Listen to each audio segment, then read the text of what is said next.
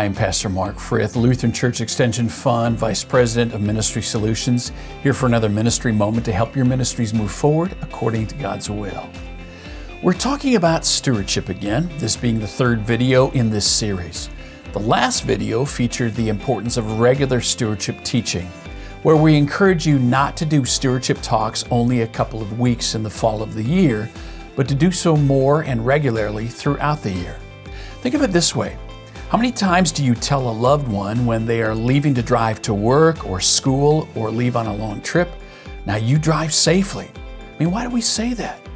Because we love them and we want them to be a good steward of their life while in the car. And frankly, driving is risky business. We want to remind each other of that. Being a Christian is risky.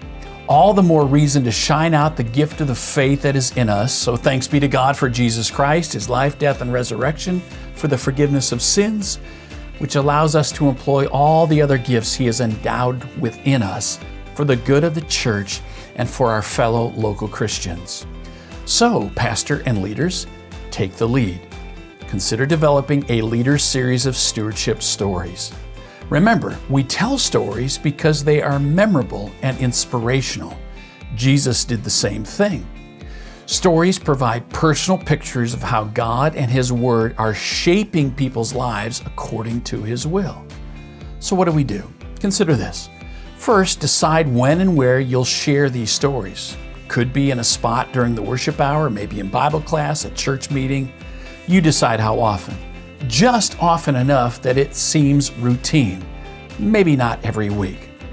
Second, develop a simple format document for guiding individuals in developing their stories. Ask questions like, how did the Lord lead you to become a teacher, a pastor, a DCE, an elder, a Sunday school teacher? Then, share a time in your life where God taught you that you could depend upon Him for everything. Third, what is the key passage in Scripture that keeps you and helps you to cherish the Lord and reminds you to be about His purposes in all that you do with all that you have? That's a faithful steward. Those three questions should work. The last thing you can do, pastor, you can help frame up each person's story on stewarding life and an aspect of the congregational's ministry. You get to know your people better or in a brand new way. You also can give special counsel for helping your people to see their life as a living sermon for others. If you would like to learn more or talk further about good stewardship in your congregation, we're here to help. Please connect with your LCEF District Vice President or email us at ministry.solutions@lcef.org.